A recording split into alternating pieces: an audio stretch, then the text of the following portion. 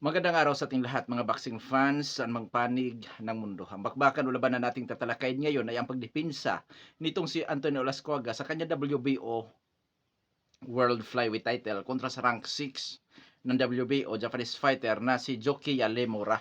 Fight is scheduled February o di, March 15. Inulit ko, March 15 po ang fight schedule nito. Nagaganapin sa Yokohama, Japan. Sa labanan na ito tayo po ay maghahayag ng sarili nating fight prediction, comparison at analysis na kung saan nun pa po lamang sa ating gagawing comparison, detalyado na inyong malalaman kung saan niya ba Yamado, saan naging dihado itong mga maglalaban. Inanyayahan ko rin po kayo na panoorin ang buong video bilang karagdagang kaalaman para sa atin ng mga boxing fans at marami rin po kayo makukuha mga basihan na posible makapagbibigay influensya sa inyong magiging desisyon sa labanan o bakbaka na ito. Bagamat Andong Sports PH ay naghahayag po ng prediksyon, mga idols, nasa inyo pa rin po ang huling desisyon. Bago natin ito simulan, para po sa mga boxing fans na bago pa po lamang napadpad dito sa ating munting channel, inanyayahan ko po kayo na sana suportahan po niyo sa pamamagitan po ng pag-subscribe, like, and share. At para po sa mga boxing fans na walang sawa na sumuporta, sumubaybay dito sa ating munting channel, taos puso po akong nagpapasalamat sa inyong lahat. Wala po Andong Sports PH kung wala rin po kayo, mga idols. So simulan na natin ang ating talakayan. Alamin muna natin ang mga background dito sa magkabilang panig dahil yan pong ating gagamiting referensya sa gagawin naman nating comparison. Natunahin natin sa panigan challenger rank 6 sa WBO, Joki Yalemura ng Japan. Bila isang professional boxer, may impresibong kartada si Joki Yalemura, 9 wins with 2 wins coming by way of knockout. May isang talo, ngunit wala pa nitalang tabla. Sa kanyang nag-iisang talo, knockout ang kanyang sinapit. May edad na 28 anyos at ang height 5 foot and 4 and half inches, reach 67 inches, orthodox ang stance, knockout ratio 22.22%. Last fight May 3, 2025, nakasagupan niya sa rematch si Isnet Domingo na kung saan panalo ba yun na namos decision si Joki Yalemura. At nasungkit ni Lemura sa laban na yan ang OPBF, eksperyensya, karanasan itong si Lemura. Unang nakasagupan niya si Isnet Domingo noong 2022, talo si Lemura by 6 round technical knockout. Rematch noong 2025, nakabawi itong si Lemura by decision doon kay Isnet Domingo. At nakasagupa din ni Joki Lemura si Lawrence Dumamag. So yan po ang nasa record ni Joki Lemura na may magandang kartada na nakatunggali. Skills ni Lemura, boxer puncher, pressure, defensive, willing sa brulan o tututo na suntukan, counter puncher, taglay ang hand speed, liksi na galawan, timing at accuracy, durability, marunong ma-knockout, at mayroon sa kanya ay yung tinatawag nating matinding determinasyon kasi nakabawi, nakabangon mga idols. Hindi nasunod-sunuran ng talo. So matindi ang determinasyon. Sa depensa, lagpas average. Magalaw kasi ito. Footwork and out, moving around, may kakayahan sa panatili sa distansya. Sa panig naman ni Antonio Lascuaga, bilang sa professional boxer, may impresibong kartada, 11 wins with 8 wins coming by way of knockout. May isang talo, ngunit wala pa nitalang tabla. Sa kanyang nag-isang talo, knockout din ang kanyang sinapit. Sa ngayon, may edad na 27 anyos itong si Antonio Lascuaga at ang height 5 foot and 4 inches na may reach na 65 and a half inches. Orthodox ang stance, ng knockout ratio 72.73%. Last fight, December 17, 2025, Taku Kuwahara. Panalo by 4th round technical knockout si Antonio Lascuaga. Eksperyensya, kasalukuyang world champion ito. Pero bago siya mag-world champion, mga idol, dumaan din siya sa world title challenger o contender kontra Kinshiro Tiraji noong 2023. Talo by 9th round technical knockout si Antonio Lascuaga. Ngunit noong 2024, kung di ako nagkakamali, 2024, Jonathan Gonzalez, diyan nag-world champion si Antonio Lascuaga din po mga idol. Mga nakasagupa ni Antonio Lascuaga, bukod kay Kinshiro Tiraji at Jonathan Gonzalez, nakasagupa din Antonio Lascuaga si Hiroto Kyoguchi at ang dating world title challenger nating kababayan na si Jemel Magramo. Skills, boxer puncher din itong si Antonio Lascuaga. Pressure, defensive, roller, counter puncher style. Matindi rin sa presyuran itong si Antonio Lascuaga dahil may pagka-agresibo. Power puncher o taglay ang power, timing, makamay. May kaliksian din kung gumagalaw. May galaw din talaga ang boksingero ito. Depensa, lagpas din sa average. Durability, marunong ma-knockout pag nasulidan.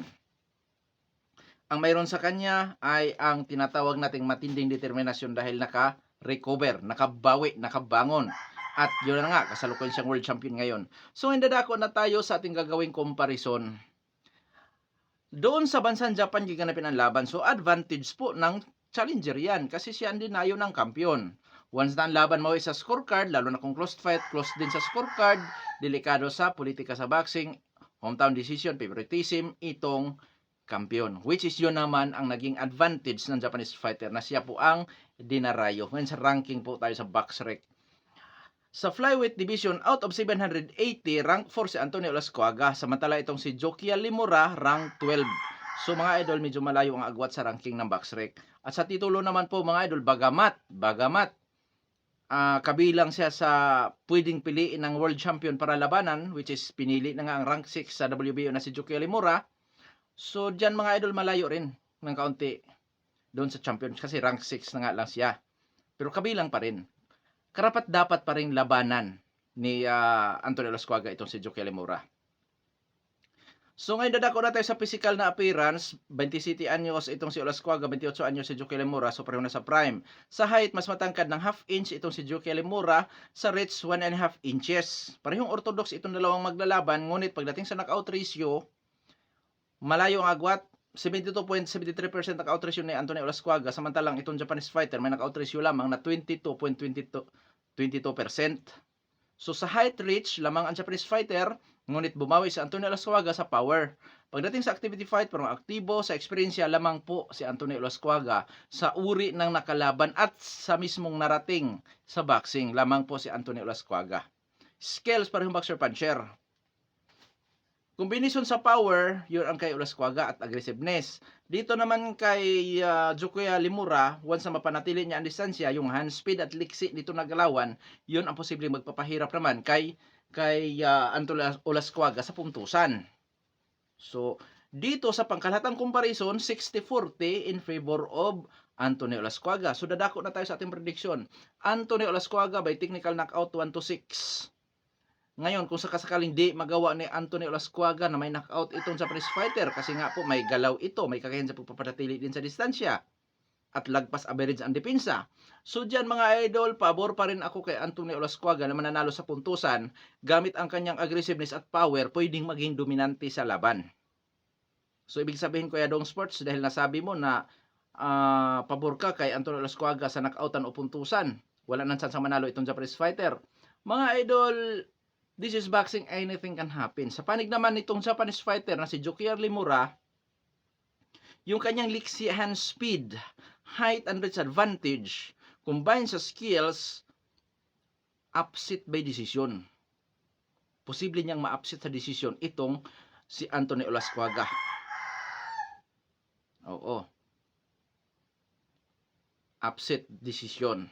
So, ibig sabihin na walang chance makapagpa-knockout win itong si Jokia Limura. This is boxing, anything can happen. Hindi porket hindi ito kilalang knockout artist, ay walang kakayang mang knockout. Malay natin, mapuruhan niya si Antonio Lascuaga. Masunod-sunuran niya ang tama hanggang sa iindahin. Dahil nga may kaliksian hand speed nitong Japanese fighter. So this is boxing, anything can happen. Bagamat anong sports speech ay hindi gaanong kumbinsido na magawa ni Jokia Limura ang pag-knockout dito kay Antonio Lascuaga, posible siguro magawa yan ni Jokia Limura ang pag-technical knockout dito kay Antonio Lascuaga. Doon yan sa later rounds, 11-12. Dahil doon sa rounds na yan, may tendency na magbabago ang galaw nitong si Antonio Lascuaga. Lalo na't knockout artist ito. Mas marami ang panalo by knockout ikumpara sa puntusan lamang. At sa huling laban, ang itinagalang ng katunggali is 4 rounds. So pwedeng ang madadali dyan kay Antonio Lascuaga ay ang stamina sa later rounds. At pwedeng ma-outbox itong si Antonio Lascuaga at ang mangyari, magkaroon ng pinsala at doon iindahin sa later rounds. So pwedeng mangyari yan. Pero ang Dog Sports PH ay hindi gaano kumbinsido kasi nga hindi naman kilalang knockout artist itong Japanese fighter.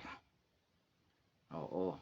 So yan po ang ating pagtatalakay sa laban na ito mga idols. So isingit natin ang shoutout. Shoutout sa Lamian Litson na kung saan po mga idol talagang masasabi nating masarap ang lasa. O, pwede kong ipagmalaki po ang lasa ng Lamian Litson. Located sa Rose, Tuktukan, Giginto, Bulacan. At ang isa namang pwesto nila mga idol, although lamay-lamisa pa lang po yan, doon po sa may ilang-ilang sa likod po ng Walter Mart. Maliit na pwesto lang po 'yan pero sa quality, sa lasa ng litson ay masasabi mong ito talaga ang gawa ng Cebu. Cebu litson po 'yon mga idols. Sana suportahan din po ninyo yung litsunan na 'yan mga idols. Kung nandito kayo sa malapit lang o dito taga Bulacan lang din po kayo, inanyayahan ko po kayo na tikman ang naturang litsunan mga idols. Nakalagay lang po 'yan sa tab, oo. Kasi simula lang po ng litsunan na 'yan. Pero pag suportahan po ninyo 'yan mga idol at katulad ng Long Sports PH sa inyong pagsuporta, siyempre mga idol, magkaroon po 'yan ng improvement. Oo. Kaya nagpasalamat po ako sa inyo, sa inyong suporta at sa inyong pagtangkilik sa munting channel ng Dong Sports PH at doon po sa sinasabi kong shout-out ko na litsunan po mga idols. Hanggang dito na lamang po, ito po ang Dong Sports PH. God bless po sa ating lahat.